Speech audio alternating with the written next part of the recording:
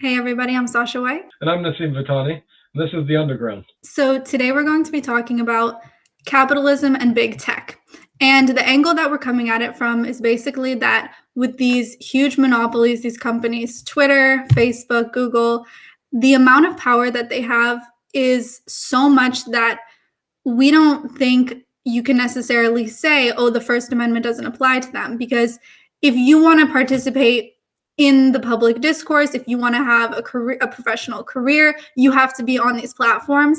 And the level of censorship happening right now is so intense, they've even censored the former president of the United States. They have way too much power.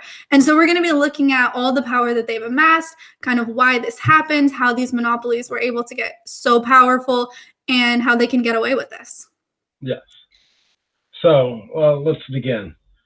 One of the things I think that has happened and no one wants to talk about on this is that there's always the claim that the market has perfect outcomes.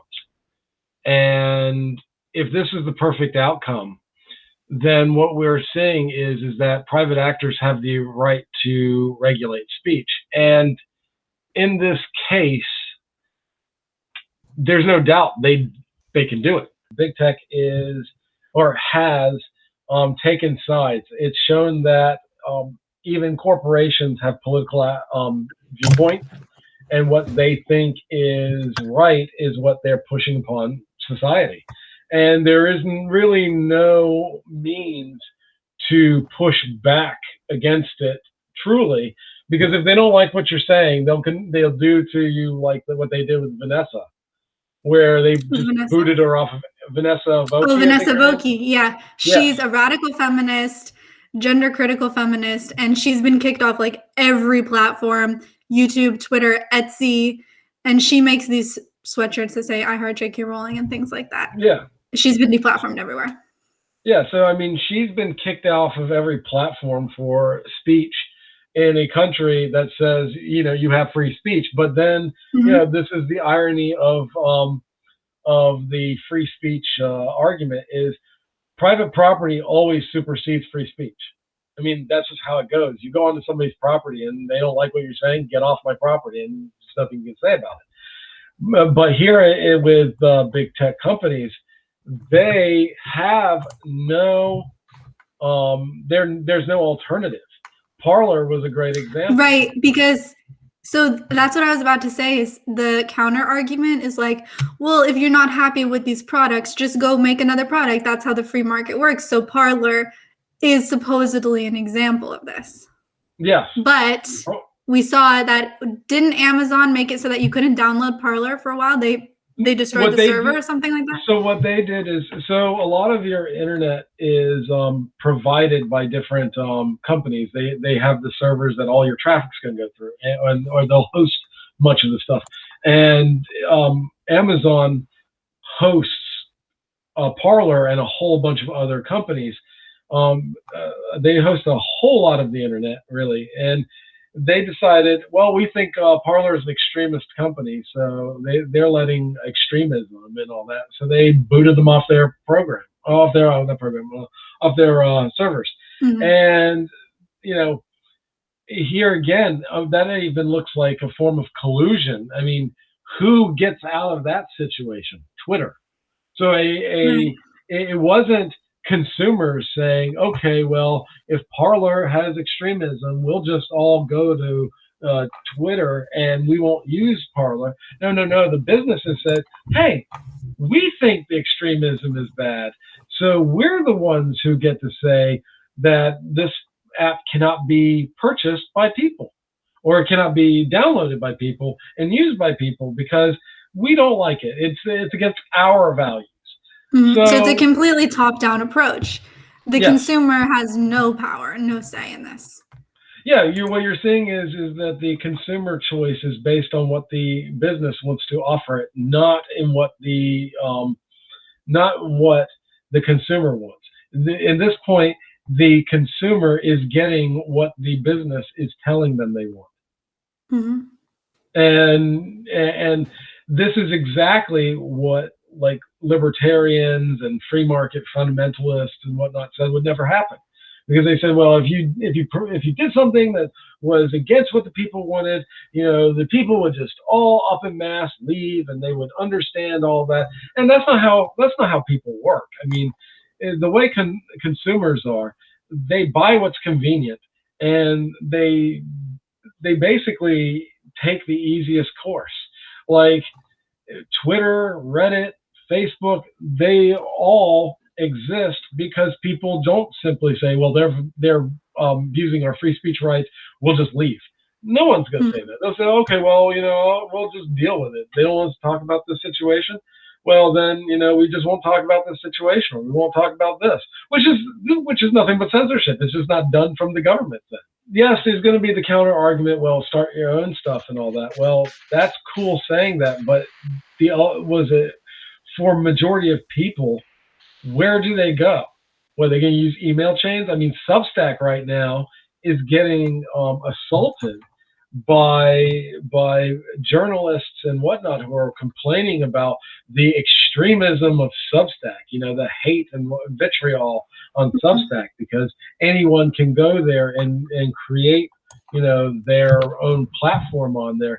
And the New York Times and whatnot had articles talking about, well, they need those people need to let in the fact checkers so they can say what platform is legitimate, what platform isn't. It's like, wait, why do we have these fact checkers, which is nothing more than the censors? It's a private censor that's sitting there saying, hey, if this needs to correspond to our values, or no doubt. I mean, with fact checking can't really coexist with free speech in some regards, because you can't say, oh, we have free speech but only for factual speech or for truthful speech, because then who is to decide what is true and what isn't? There's never going to be a consensus on that.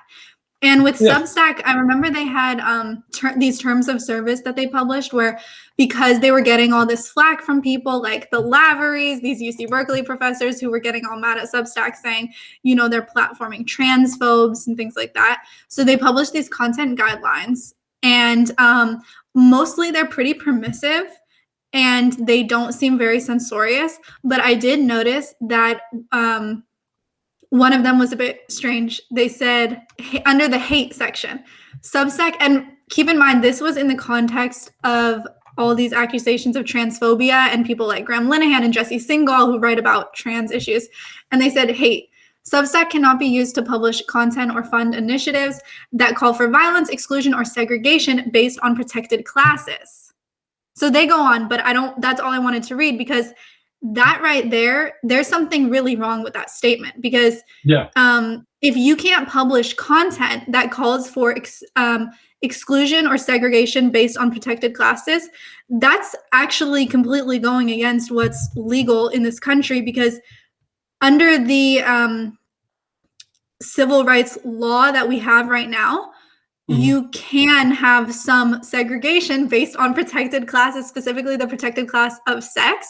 So it's legal to have some level of segregation. So for them to say that you can't publish content that calls for segregation based on a protected class is just basically specifically saying, if you're gender critical, you can't post on here. If you're gender critical, if you're a woman who says, I don't want to share my space with a man, you are wrong. And that is ridiculous. No, I've seen that. In Facebook, there's been like a little bit of a scuffle between some of the Muslim women groups, because they don't let in men, and some of the transgender individuals trying to force their way in. And I mean, they kind of put Facebook in a bind, because those women will boot out those guys without a thought. And you're not going to shame them into, letting men into their groups. And, one group is sitting there saying they're discriminating against us, and the other group is saying, hey, by our religious rights, we have the right to throw these people out, and we want to keep that. There is that fight going on just in there. And it's interesting that the argument of inclusion is essentially the most censorious argument I've ever seen. It's like I mean, when I everyone got needs to be. fired, when many other people got fired, the explanation was to make it a more inclusive environment for people. So in order to make something inclusive, you have to exclude certain viewpoints. Yeah, it is. You're excluding certain viewpoints, and it's ridiculous. Mhm. How's this inclusion? everyone's Yeah. everyone's invited, but if you don't have the same opinion, you're out. what Yeah. what is So this? now I don't actually know of any cases where Substack kicked any writers off. Do you? No, not yet. I don't think they've So done that's that yet. good. But there was a call for Mhm. one. I think it was Single to get kicked off, saying Yeah, that they did, and I think they were also calling for Graham Linehan to get kicked off as well. But yes, mhm. yeah, and I mean, aren't they just proving the point that one, they don't respect the rights that they have in this country? Well, I don't even know Mhm. if all of those individuals are Americans that are demanding it, because the internet is kind of like a mishmash on Mhm. this, and foreign individuals like Britain, for example, their hate speech laws mean that you can decide what is and isn't speech. Like the Right. whole Maya Forstater decision was like, oh yes, now we can say gender critical is a protected speech. Like, Mm. really? People like, really. I hate to say this, but like Europe cannot. Well, I don't hate to say it. Europe cannot lecture Americans on freedom of speech at all. Mhm. And when it comes to it, America is the bastion on that issue. I mean, we don't have hate speech laws for a reason, and it's a good reason, because if you look at hate speech laws, they've normally been used to enforce the state's viewpoint. Glenn Greenwald has a huge thing about how it was used most of the time to destroy Palestinian rights, and any argument on Palestine and whatnot, just kicking it right out of the conversation, saying, "Well, this is anti-Semitic no matter what." Mhm. And that works well for France and Britain because of what they do, but for freedom of speech, that means you're defining, okay, well, one person can speak, but this guy can't. And much of it's because of what the government does, not because of whether it's right or wrong. We're just going to define it in a certain way. Right. And then, so with big tech, I mean, what people always say, what Democrats often say is like, these are private companies. So you can't tell them. It's funny because it's kind of a conservative talking point, isn't it? Like, Yeah. these are private companies. The government can't tell them what to do. So the government can't tell them to not censor, is what these people are saying. The government can't prevent them from censoring. But the problem is that we actually see the government doing the complete opposite. We see the government Telling them. telling them to censor. And, Yeah. it says so. There's this Wall Street Journal piece by Vivek Ramaswamy and Jed Hmm. Rubenfield. They are talking about this problem of the constitutional issue here with big tech and the government. And they said that it's a basic legal principle that Congress may not induce, encourage, or promote private persons to accomplish what is constitutionally forbidden to accomplish. So basically, the government can't tell anyone to do something that's unconstitutional. So for them to tell these companies to censor is not legal.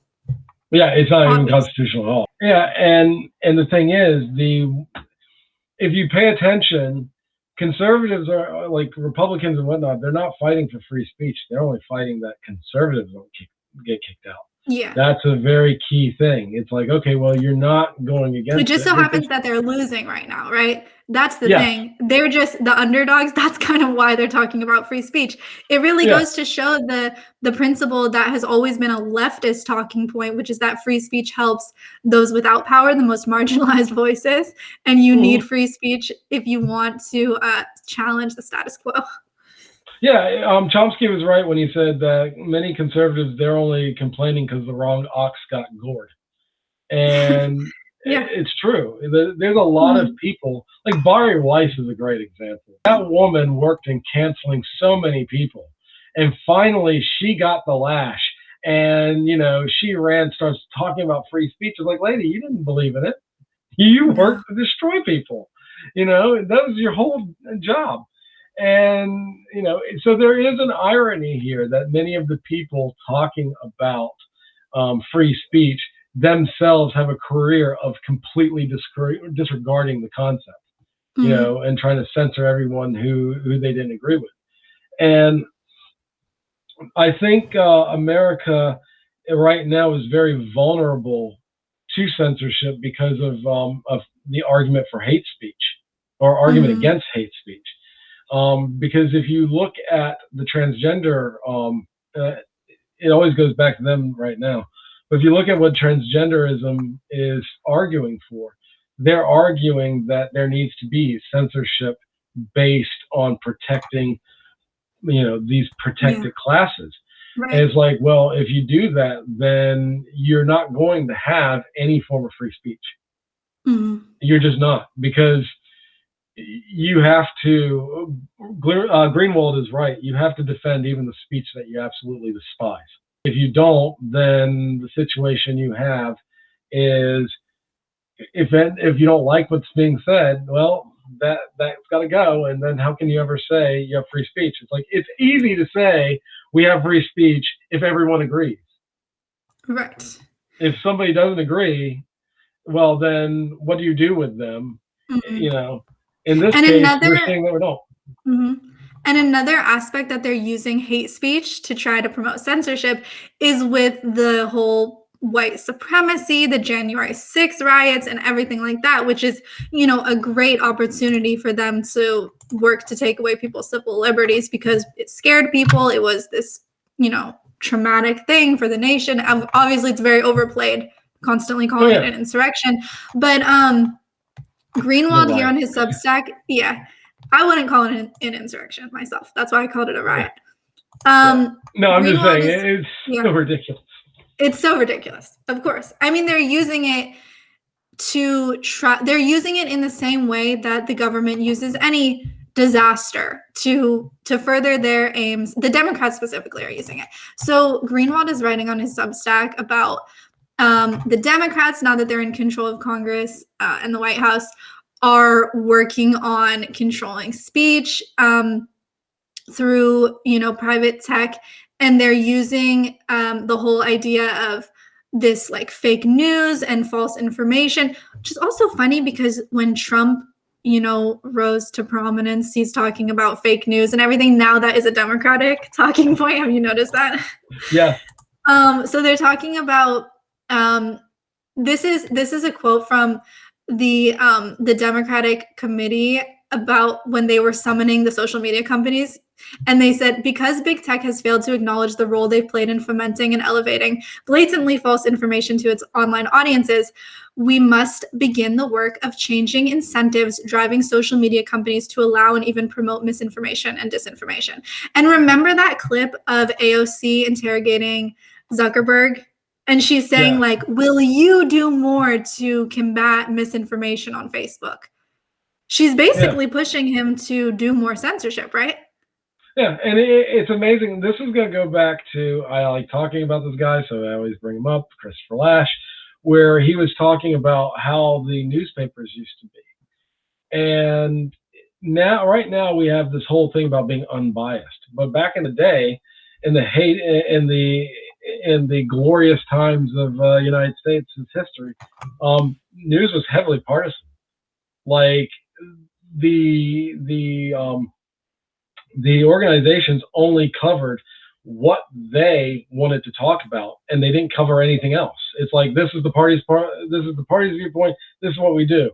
And in this case, what we have going on here is that's not even good enough. These people want everything to be one talking point, that be the Democratic talking point. If you look at it, American liberals do not want to hear anyone saying anything that they don't like, and they want to you had it where they were talking about Fox News should be deplatformed, that their advertisers need to leave them. Like, what right do you have to sit there and say that? Like, you're supposedly in a country that's free. Why is it that we're going to have these people attempt to deplatform? Oh, I don't like what they said. They spread hate. Well, that's a nebulous statement right there. What is hate? I mean, I'm in the camp that's pro-Palestine. I'm automatically seen as an anti-Semite and a bigot. And so, that's just one side's opinion. On another hate speech is protected speech in the United States of America.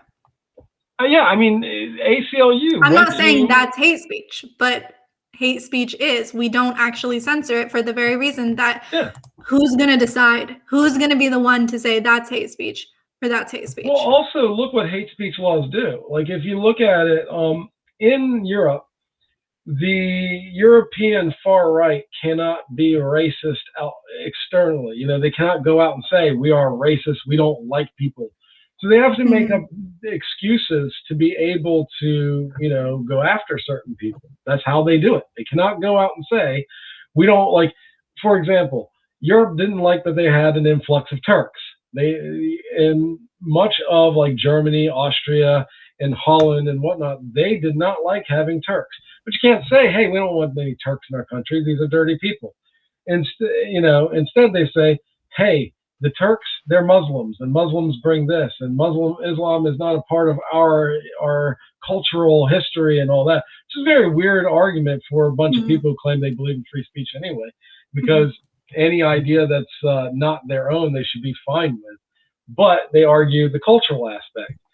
And the issue is, now you have a bunch of racists who can obfuscate their racism. Right, because it's harder to combat that with other speech. Yeah, I mean, if someone's just saying what they want to say openly, it's much easier to condemn them or to combat them or to prove them wrong. Yeah, people should see the investigation by Al Jazeera about generation identity in France. Like, the guy, like, they talked about their identity, they talked about the cultural issues, but once you went in and saw how they were sitting there telling their own people, look, we're fascists. We totally want our country to be one ethnic group and only one ethnic group. Everyone else can go die. And the thing is, they're like, well, we can't say that, out and about because the laws say that we can't say it. But see, in America, our racists, our white supremacists and whatnot could go and sit there and march and scream racial epithets. And that's good, because you all know, okay, there's the racist guy. All right, they're racist. And they're unabashed about it. So, cool, I know their argument. There's no obfuscation of it. There's no intelligent, there's no attempt to rationalize and obfuscate the argument. Here it is in your face. But it's funny because the Democrats would have you think it's that way, right? Because they call things dog whistles. Like they said, Parler was full of hate and extremism. Maybe it was. I didn't manage to go on Parler before they brought it down, and then I never bothered. But they call a lot of things dog whistles, right? So they are claiming that people are couching their hate speech in less overt ways, and they still want to crack down on it. Well, I mean, that's the thing. The more they crack down on it, the more sophisticated it will become. I mean, if a guy doesn't like, if somebody doesn't like Jewish people, and you ban, anti-Semitic speech, okay, and then how are they going to go after them? They're still going to go after them. They're just going to find a new way to go after it, and they're going to find a new way to rationalize it. So now they can not only go and speak it openly, but they can use it in front of everyone, and people will say, well, yeah, that sounds really good. Yeah, that sounds nice. They're not saying anything racist. Well, of course not. They can't say anything racist. So they got to go in another way. Yeah. It also has the effect of making something more taboo, more secretive, more attractive even. I mean, I don't know much about Germany and the younger generation, but the little I know, there is there is sort of an attraction to Nazi ideology from the younger generation, because first of all, they have these repressive laws. I mean, they don't have free speech. And so it just automatically draws a certain type of personality towards it when you're not allowed to say something, to transgression. And also, they've been kind of beaten over the head with guilt. Like, the guilt has been, I mean, this is something that like Hannah Arendt writes about, that the guilt of the Germans who actually perpetrated the Holocaust was kind of transferred to their children's generation, and they really beat them over the head with it. And then that just creates resentment and feel like, because they feel powerless, and so they're just going to lash out. Well, that actually brings us to like critical race theory on that end. I know. I was thinking that too. I didn't know if we want to get fully into that right now, but no, why not? I mean, let's just go into that real quick, because you brought that up, and that makes me question, like, the way critical race theory works is to make white people ashamed of being white and of their ancestors' crimes, right? Yeah. And you know, that's not what's going to happen. I mean, think about this. For the history of Jewish people, Christians attempted to make Jewish people ashamed to be Jewish, say that you're the reason our Christ was killed and all that. Did that make the Jewish people stop? Did that make them, bow their heads? No, they were more intense about themselves, and they were more strong about their culture. You look at whites, you're going to have a similar situation where X amount of people say, no, we should be proud of this. And the problem that you have then is that in American culture, the groups that are proud, unfortunately, of being white tend to be the groups you don't want anyone to talk to. Like Richard Spencer was very open about his argument for critical race theory. He thought it was wonderful. He said, I love the fact that you have this. He's like, it's all talking about race. You're getting white people to see their race because there's an issue. Whites in America have less of a affinity for the concept of race. So he's saying that basically he wants there to be a stronger white identity, and he wants white people to identify with being white more. Yes, and if you think about that's exactly what Robin DiAngelo is saying. Yeah, she literally stands up there and says, it took me years to get people to pay attention to my whiteness and the meaning behind it. Yeah, and she's trying to say it in a negative. But history shows that you cannot make any group see themselves as a negative, not for long. They'll see the positives within themselves, and then certain groups they can handle themselves, but others, like unfortunately in the United States, the groups that are very proud of themselves tend to come from the white supremacists. And you're basically saying any white American who is not ashamed of their past is a white supremacist. And that's a ridiculous concept. Why should anyone be ashamed of the past of their country or ashamed of anything? Because one, the actions of your ancestors. I mean, I'm not Christian, so I don't believe in the sins of my father and my sins, but it has that Christian overtone of what your ancestors did. You're responsible for it. And it's like, well, we know where that idea goes from. I mean, it comes from. I mean, we've seen that all through history. I don't think there's going to be any form of white pogroms against white people, of course. But I do think that there's going to be more racial tension because of that. And that racial tension, how will it manifest, throughout the society? Because, if the mainstream is to have white people be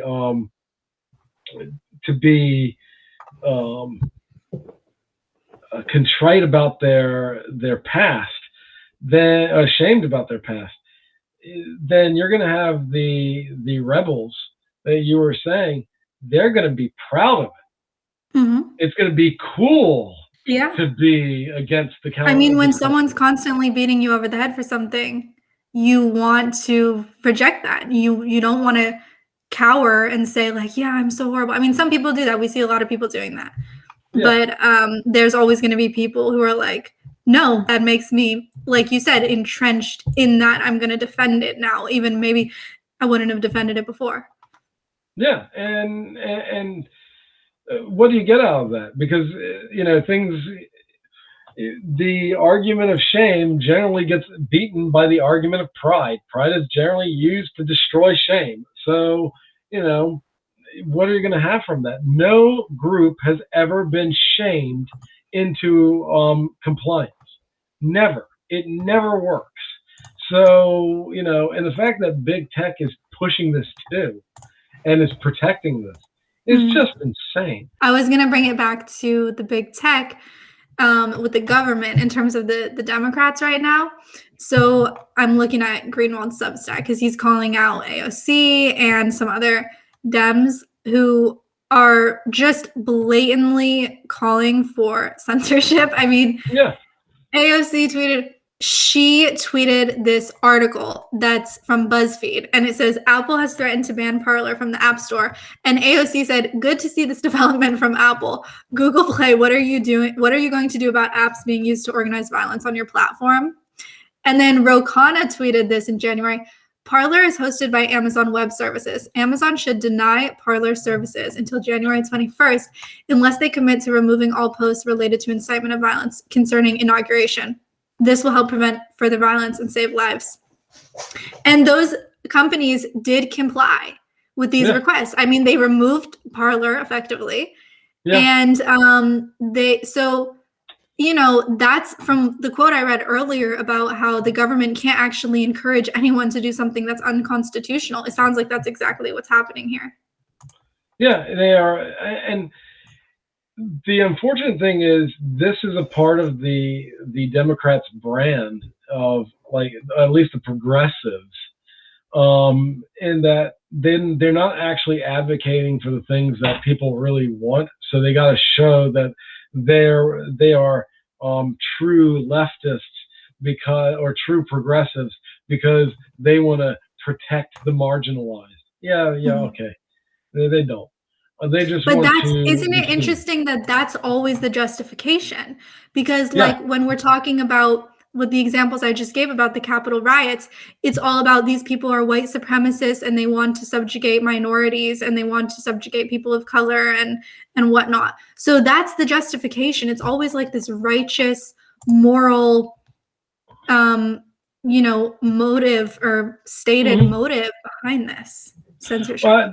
That's kind of like the MO of, like, whenever you want to ban something, you have to make this idea that it's because it's for your good. And that's why I think a lot of conservatives, they have I think they go too far. There's never a form of balance on it. But there's this like anti-government stance because it's like, the government will become a tyranny by using your interests against you. And that's what they're doing in this case. One party, because let's be frank, the Democrats don't want to do any form of real policies that the American people want. They don't want to do an NHS. They don't want to, like, they want to do a so-called infrastructure spending bill, but who knows if that will ever go? Anything will happen to that? They didn't do the $15 an hour minimum wage that they claimed they were going to do. Nothing. So the only thing that they plan on doing is social issues. Always. And rhetoric, maybe. And rhetoric. Just rhetoric. Rhetoric and social issues. It's all they offer because policy-wise, they're just a light Republican. And who was it? Was it Michael Hudson who said the Democratic Party is a wing of the Republican Party? Yes, he said that all they exist to do is run interference, so leftists cannot unseat the Republicans, and he's right. He also stated that the United States is a quagmire, and nothing will and Americans will get nothing done because both parties are in consensus of doing nothing. That the only thing that they have is to hope that it all just comes crashing down. So he's kind of like in my camp. Nothing good's gonna happen there, so just keep watching. And I mean, so right now it is kind of the Democrats going after the Republicans in terms of censorship of big tech. I mean, they got Trump got banned from Twitter. So the fact that this corporation has the power to dictate how the president's speech can be heard by the people is insane. You know, Ron Paul got blocked from his Facebook page at one point. There were numerous other examples of this. Did you hear how Facebook did a 2-year ban on Trump? Yeah. Like just insane. Like they are actually taking like this idea that we are some sort of government institution in their own right. They are actually taking that, and it's kind of sad. They are essentially being state actors. Yeah, and they're being state actors for the Democratic Party. I mean, if people want to know how censorious Facebook is, just go look up a character that I like to talk about, Ayelet Shakad. Go to her Twitter, because she brags that she has been able to get 95% of the information that she wanted off of Facebook. Mm-hmm. It started off as Israel's government could get 50%. Now they get 95%. I mean, she's outright stating that she's censoring. She's getting Facebook to censor for them. And I mean, if this is the argument of free speech people, that we have free speech, but and we're going to look the other way. No. That is a part of your problem too, because here, a United States company is censoring itself because of a foreign government who's saying we want this stuff removed. And if Israel can do that, so can China. So if you're one of those, I don't want China, I don't like China. If a foreign government like Israel can have Facebook remove content, so will China. There's no way around it. China is the bigger market and soon will be the biggest market in the world. They will get their way on everything if you don't do anything about it. So where we go next is the worst scenario that no one's talking about. Now we have the worst case scenario, which is the CNN broke this story, but it didn't really hit the mainstream, which is the Biden administration wants to use private companies to monitor extremism. Mm-hmm. Okay. Now, for people who don't realize what this means, is normally if your government wants to monitor people, they can only monitor what people are doing in the public. Like if I'm out and about and I'm just blatantly talking and saying whatever I want to say, well, the government can listen to me if I'm out in the public, but they can't listen to me in the private. If they want to spy on me, they have to go get a FISA court warrant and then be able to spy on me. Well, they don't want to do that anymore. So the private sphere has a lot of expertise in this, because they do offer those services to countries like Saudi Arabia. For this is what your companies do, and this is what you guys should accept. But so they do that abroad. Now that's coming back to here, because now what they want to do is say, okay, well, the DHS needs to have a warrant to spy on people. Why don't we just do private companies? Because private companies don't need a warrant to spy on you. You have no privacy rights against a private company. They can legally snoop on you, but normally they can't for the government. What the Biden administration wants to do, and this is something that liberals should be ashamed of, is they want to go and use the private sphere to spy on American people. And once, you can say, well, all they're going to do is spy on, extremists. Hold on. If they can warrantlessly spy on one type of people, they can warrantlessly spy on everyone. Yeah.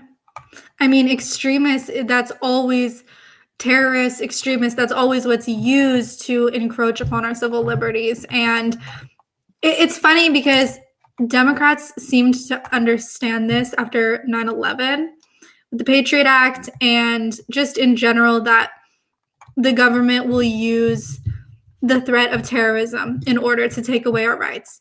And now you have the Democrats pushing for that. Yeah.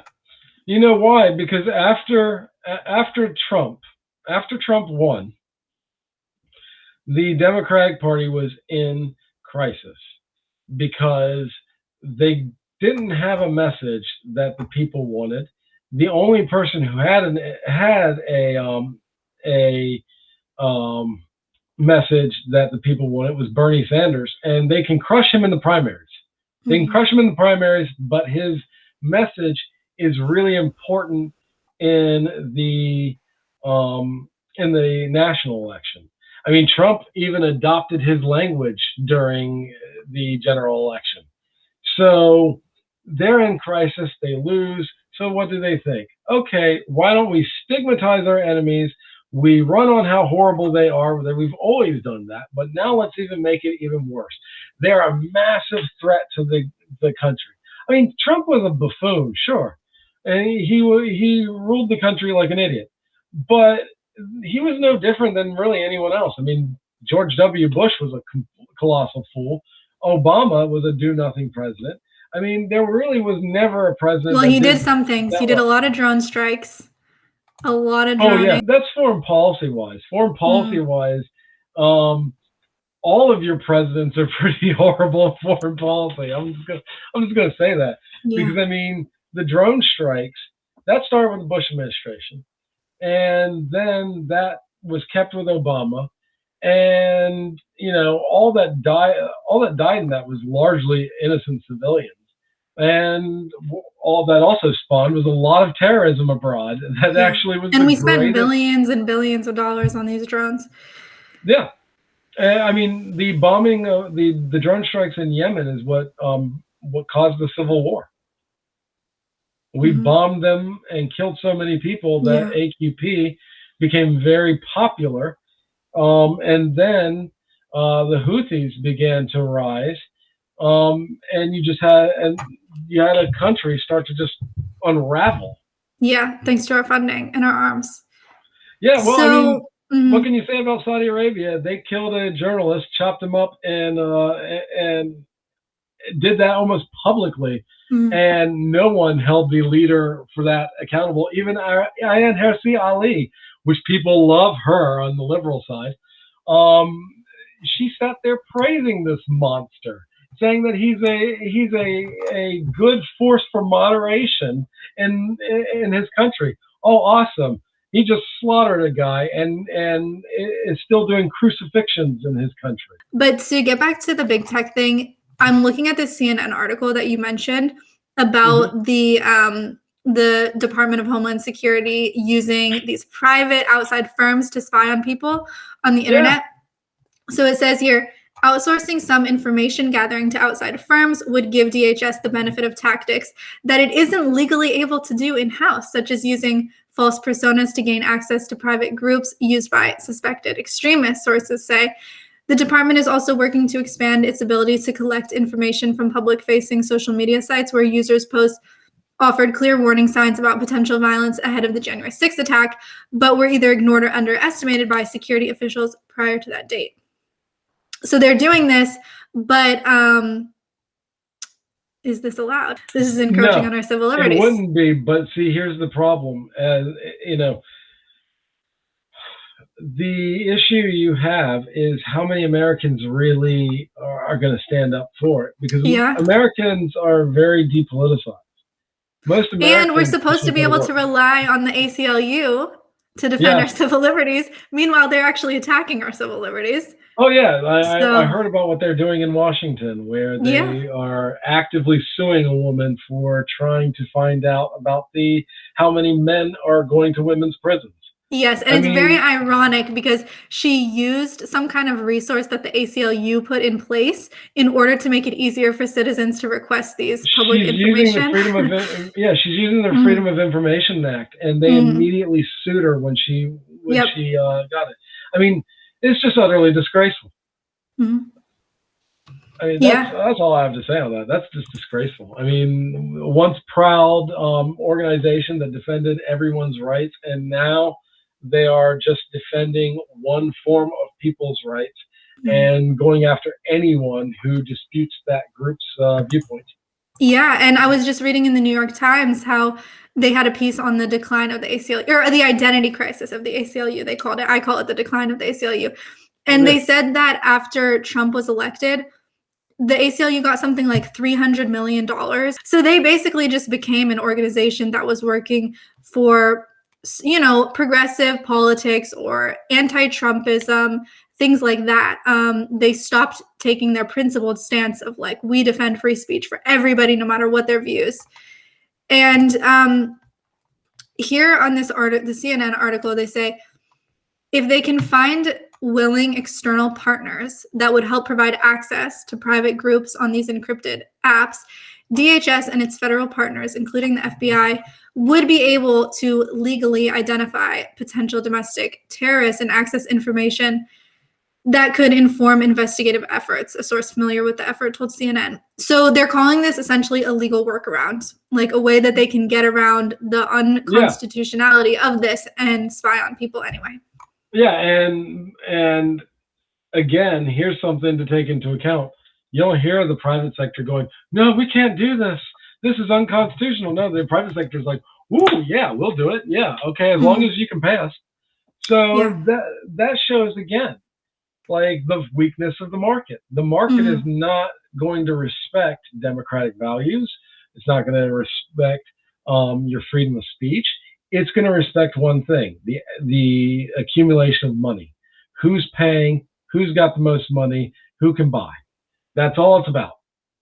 And what you're seeing here is the power of the elite who own these businesses really utilizing that power to make the market look like what they want it to look like. They're using it to stifle any conversation that they don't like, and they're using it to smear and stigmatize people who say what they don't like. So I mean, it's just a horrible situation, and it's all caused because, well, we let the free market do whatever it wants, and are now finding out the free market, well, it does whatever it wants, and it's not always going to be in your benefit. Right, because there's really no way for us as the users of these apps or consumers to reject them if we want to be a part of certain industries, certain fields, or just the national conversation. I mean, you can barely get away from Google and Apple and these things. It's really, really difficult. Right now, I'm actually using a phone that my dad, who's a tech person, set up as an open source phone, and I can barely do anything on it. They won't let me use YouTube. They won't let me barely use Gmail or anything like that because they just block these. It's not compatible with it. But now I'm just locked out of those things. I can't participate. So it really showed me how beholden I am, how addicted I am to Google because I use YouTube and everything. So it's wrong to say that the free market will just allow us to choose something else and then it will correct itself. It's not working that way. I mean, No, it's not. Yeah. So what would Lash say? In his viewpoint, the entire problem is that the American people have not taken their duty of citizenship seriously, and they've taken it all for granted. Because, I mean, you can see it on the conservative end. They've become so anti-government that they basically surrendered the government to the active people who would take it over, which is liberals. So all the institutions and whatnot have been seized by them. Then you're looking at the failure of the market. It's because human beings don't act as a hive mind. Majority of human beings have different views, different ideals. So yes, someone's getting censored. Doesn't affect me, so I'm just going to keep on using it. So many people go by that viewpoint. Majority of people don't give a fuck what we're talking about.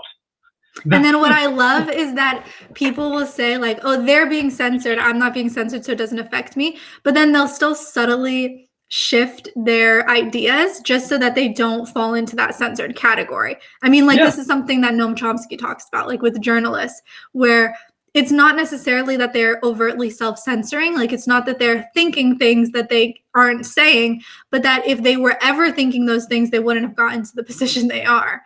So it's this very subtle form of conforming your ideas to the group because you see the censorship that's happening. Yeah, very few people want to be the nail that gets hammered down, because that's what happens. If you're the guy or if you're the woman who's speaking truth, consequences are, you're going to get hammered down. And a lot of people would rather bow their heads and just keep going. And then and I can't blame them. If they have a job, they have kids, they need to provide for people they need to provide for. They know that they might lose their job. Yeah, and then you have the other problem. So that's the problem of the middle class. Like the idea of, okay, I can speak about this or can't speak about that. Then you have the bottom classes, like the working class and whatnot. They're too busy just trying to survive to even care about any of this stuff. Like this is not something that's on their radar because they're engaged in what's called the war of all against all. And that's what is moving up into the middle class, which is you're competing just for, the meager wages that you can get.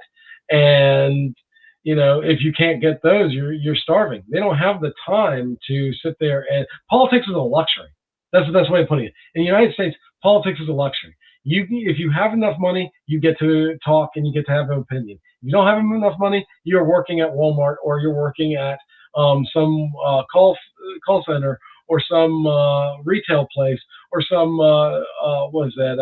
sales job, and your opinion you don't even really have much of an opinion because you don't have time to deal with that nonsense. You work, you get off of work, and you do what you can to wind down, go to sleep, and then go back and do the grind again. So that's how a lot of people are living, and we're suffering because of that. So that brings us to the end of this episode about big tech, capitalism, and censorship. And if you listen to this and you want to let us know what you think, we're curious about, do you think that this is a Democrat versus Republican issue? Do you think that this is a capitalism or monopoly issue? Let us know what you think in the comments. And take a look at our Substack. With our Substack, it allows you to get emails about what we're doing. You can find us here on this channel, The Underground, every other Wednesday with new episodes. And so we'll see you in 2 weeks.